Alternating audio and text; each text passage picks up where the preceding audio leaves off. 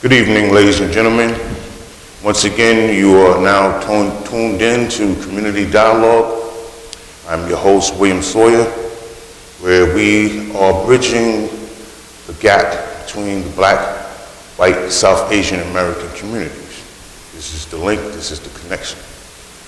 Today I'm honored to have with me a young gentleman who's doing some wonderful things out there. He has some very unique perspectives. And I'll let you introduce yourself. First, I'd like to say thank you, Mr. SAWYER, for inviting me. Absolutely.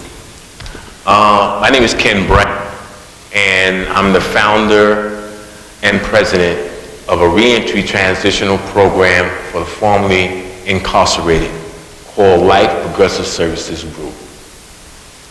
And we're a 501c3 organization, not-for-profit, and we became a not-for-profit in 2009. Within this program, what we do, we try to provide preventive measures or mechanisms for these individuals to avoid them from recidivating. We understand in our organization, which is ran by those who are formerly incarcerated.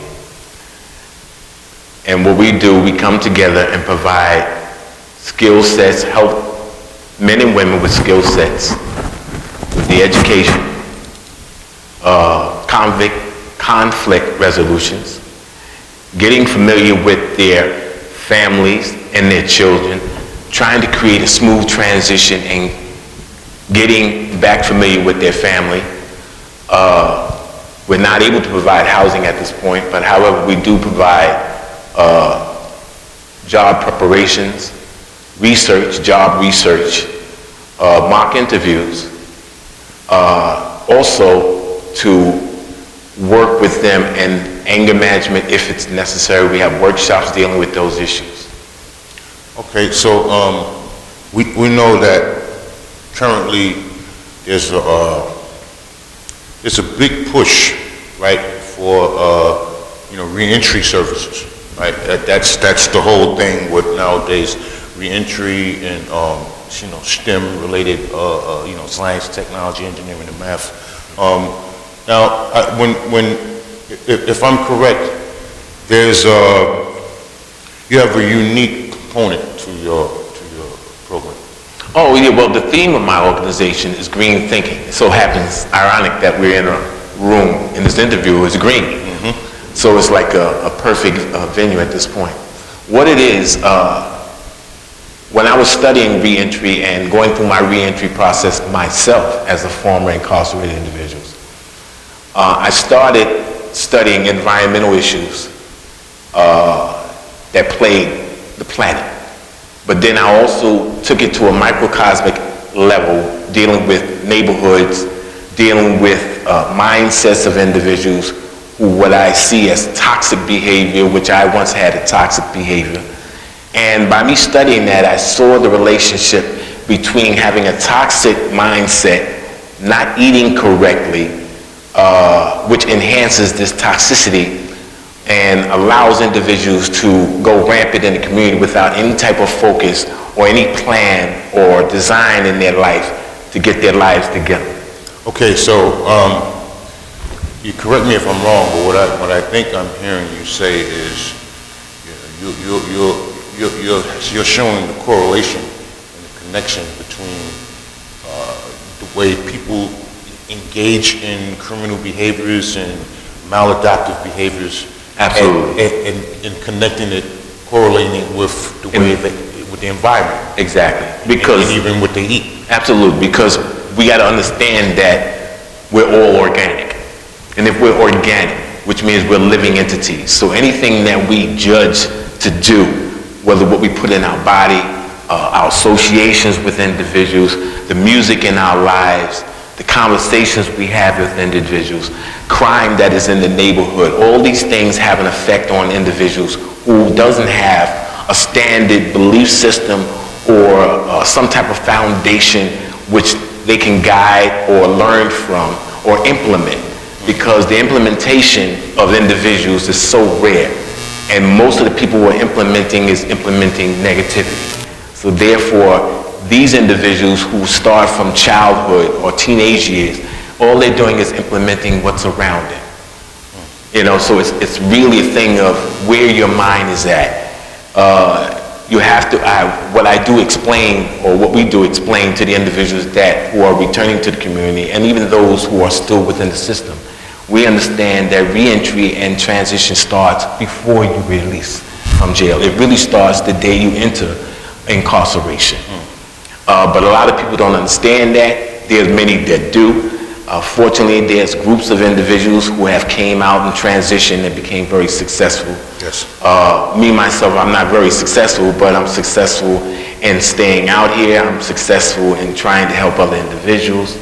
But to get back to the green theme of my organization, I have created what is called preventive mechanisms, which is a food pantry.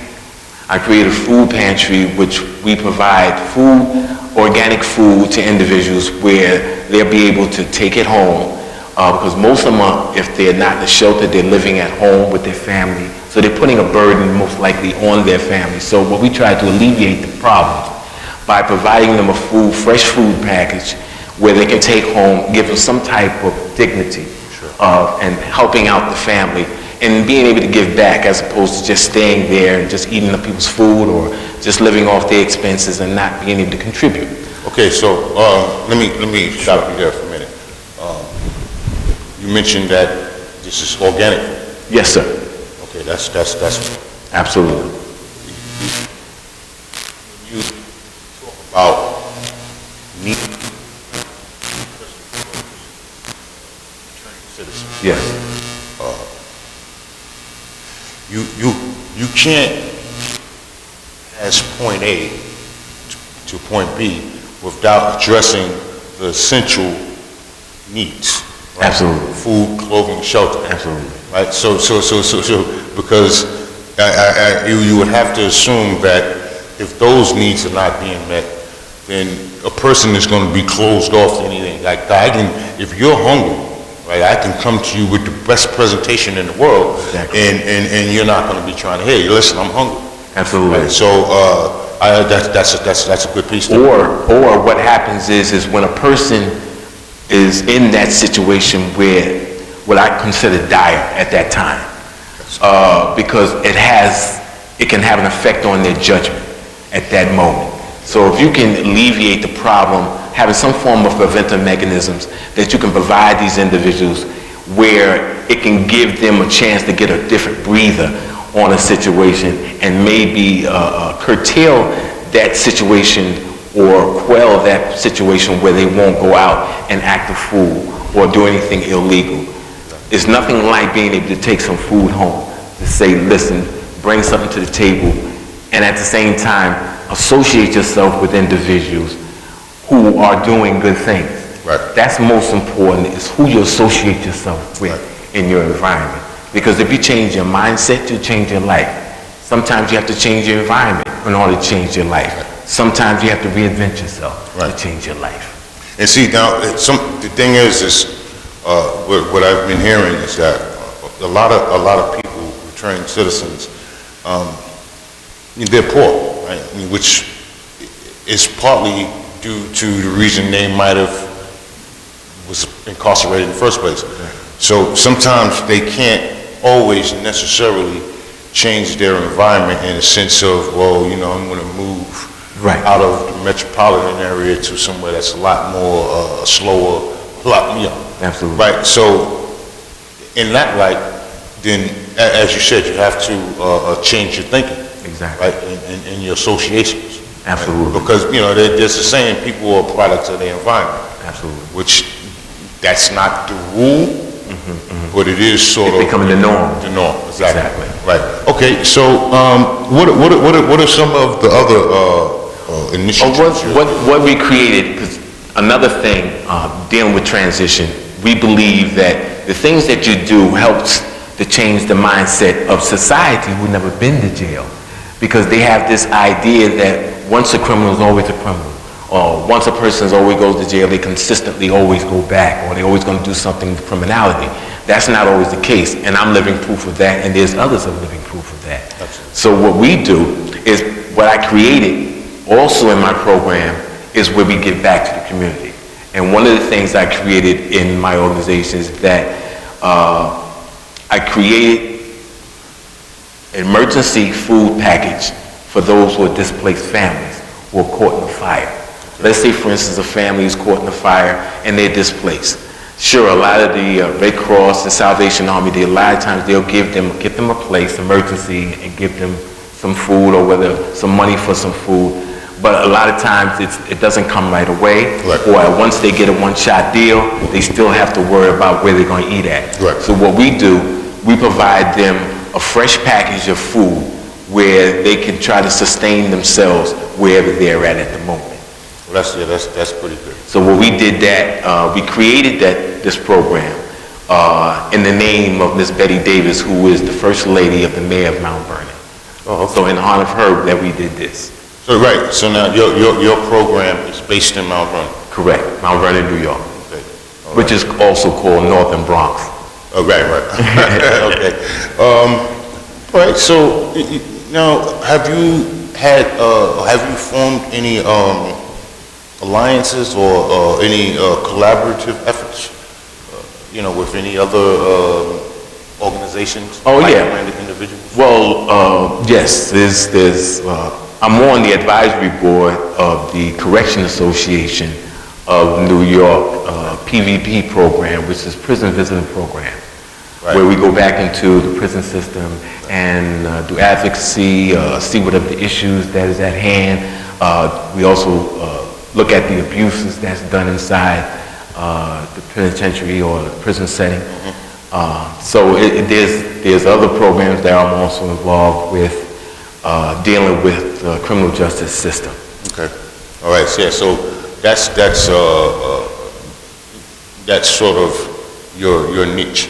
Right, sort of that's the lane that you carved out for yourself. Absolutely. Let me go back. First of all, I did 20 years myself of incarceration, and I went in 1978, and I came home.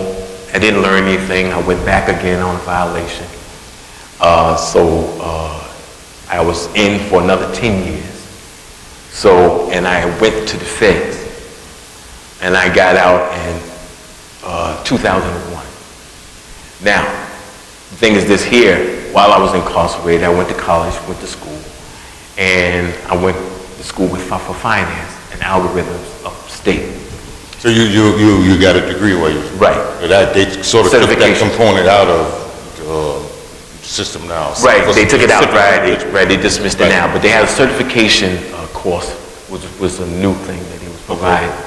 And it was dealing with marketing, dealing with algorithms and Wall Street. So what happens, I took that, passed that, and I went to the feds, and upon getting out from the feds, I went to Atlanta. I didn't come straight to New York. Right.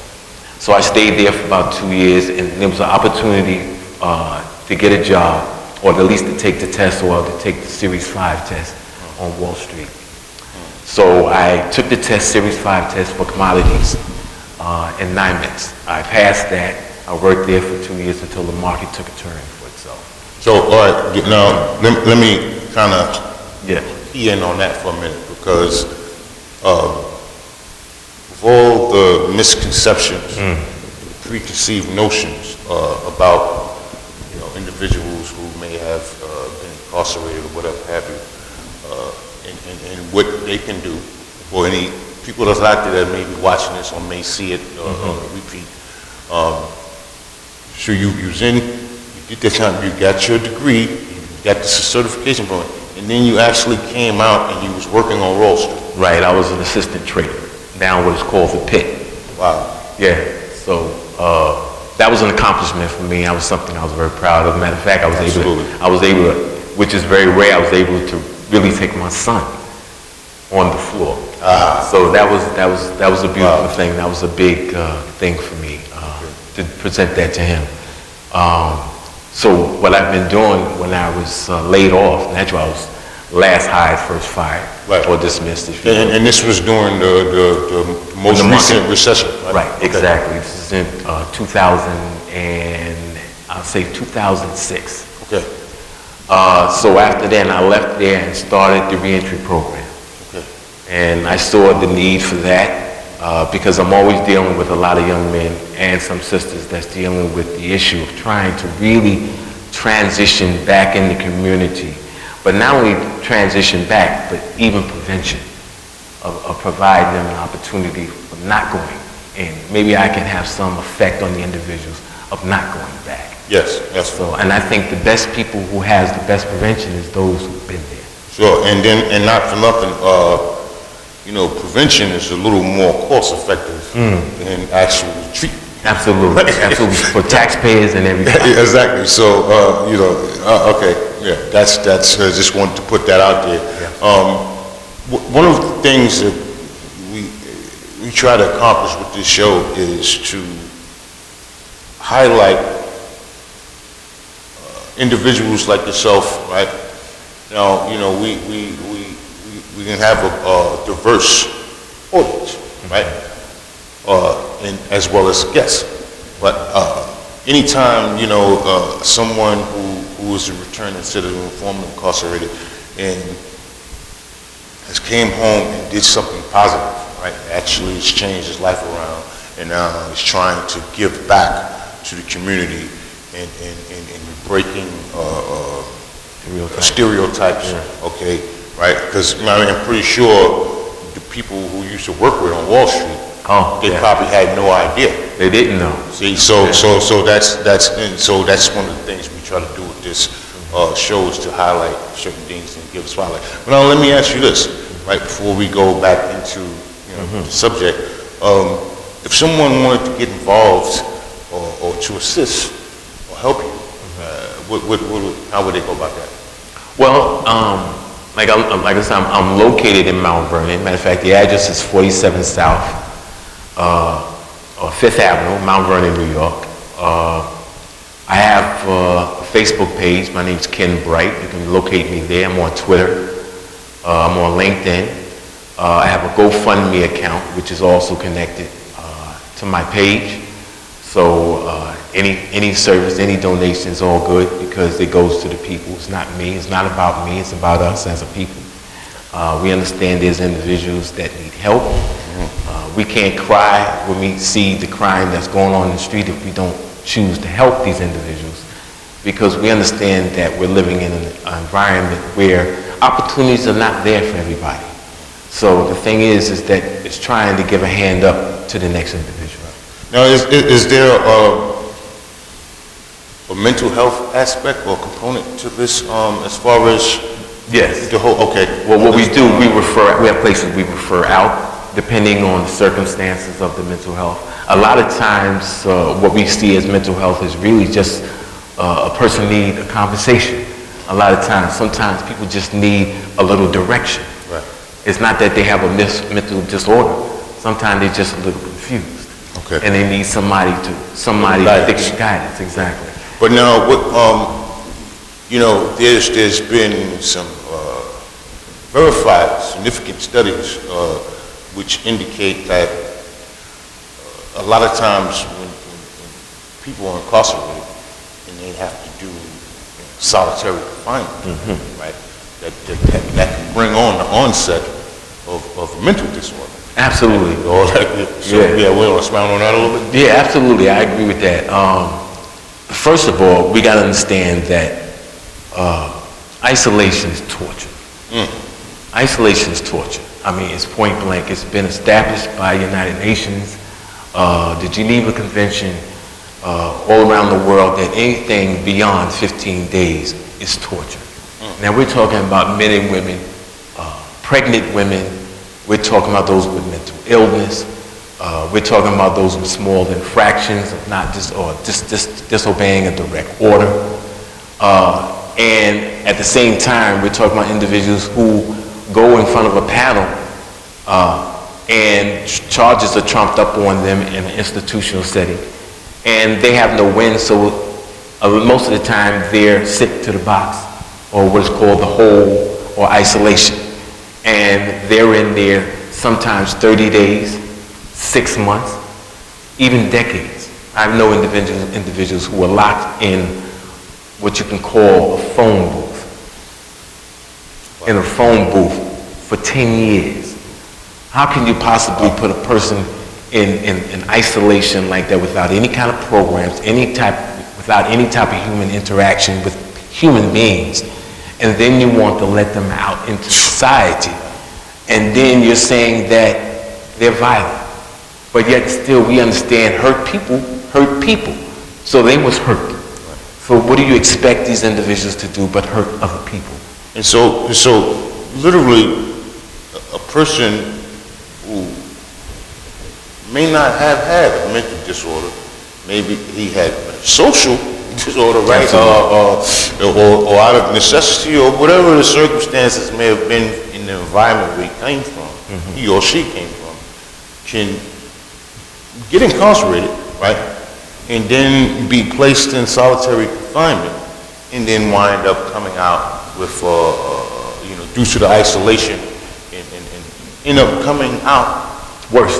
way worse. Yes, absolutely. So now you're talking about potential criminal behavior as well as Violent behavior. As well as with the mental aspect. Absolutely. So this is a serious thing, because we know that as human beings we are social people, right? The isolation part, as you said, even the United Nations mentioned that anything over 15 days is torture, right? So to somehow think that they could put somebody in solitary confinement, isolated, 23 hours a day, for years. Yes. Years. And the impact of that, it reduces the human nature or the human quality of an individual. Sure. And you have individuals who starts talking to themselves. A lot of times they start talking to themselves because they have nobody to talk to. So a lot of times they'll talk to themselves, but after that for so long, now you start answering yourselves. It's a process of degradation, mental degradation. And what happens is, as the mind becomes so distorted and confused, it starts to eat upon the individual. It really starts to eat at the individuals, to the fact that it's almost like no return. Because there's no guidance, there's no programs, there's nothing to keep a person's imagination intact, nothing to work on their intelligence. So what you do is leave them in a state of quagmire, where they just swim in that same soot, going nowhere. Wow. And well, I think it's important to highlight these things, because for the most part, the general society, I mean, now there's more awareness around the issue. There's some bills out, but for the most part, I don't think people really know, right? No, because they haven't been there. Right. And now, so once again, I definitely would commend you. I am the founder and CEO of Inner City Tech, right? And one of the populations we serve, right? Not just formerly incarcerated, but one of them is because the trades and training are inadequate, right? As I always like to say, I don't know nobody from the metropolitan area that's going to come home doing smart engine repair, right? Or you're being taught on outdated computers, right? Right. Or no computers at all. No, not at all, 2015. So our thing is to, get more specifically, but not exclusively, more African Americans and Latinos involved in information, communication, technology fields. Well, this is one of the things that we're also fighting with, in like the programs you're talking about, or the different bills you're talking about, CAKE and what is called HALT. Yes. And what it is that it deals with solitary confinement, and where they're not being provided any type of programs to sustain themselves or to allow them in communication with their family and things of that nature. Okay, 1 second, because we're running stats. out of time. Yeah. All right, so once again, briefly give a description of how they can contact and get involved. Okay, as I said, my name is Ken Bright, and you can locate me on Facebook. Twitter, LinkedIn. I have an email, which is alphabet L-down, 47 at yahoo.com, and I'm located at 47 South 5th Avenue, Mount Vernon, New York. Number is 347-231-7942. Okay. So once again, ladies and gentlemen, thank you for tuning in to another segment of Community Dialogue. I'm your host, William Sawyer, also the founder and CEO of Inner City Tech. InnerCityTech.org is the website. We look forward to seeing you again next week. We will continue to try to bridge the gap between the Black, white, South Asian communities. This is our mission. This is our purpose. And we thank you for tuning in.